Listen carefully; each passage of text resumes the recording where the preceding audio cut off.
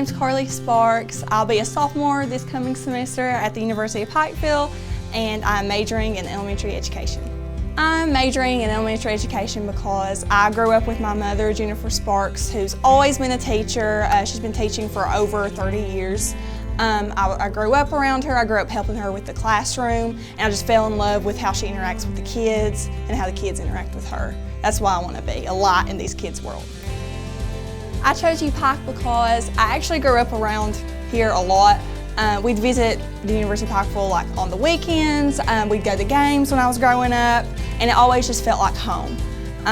Of course, I was nervous coming into my freshman year, but I fell in love with the teachers, my dance program. Just everyone around here is super welcoming and super nice. You can find me at ball games, football games, basketball games, pepper rallies. I am a member on the dance team, which I absolutely love. Go Bears. And why I chose UPIKE dance is I fell in love with my coach. I mean, the program's great. The girls are very tight-knit, and we support each other because we're UPIKE.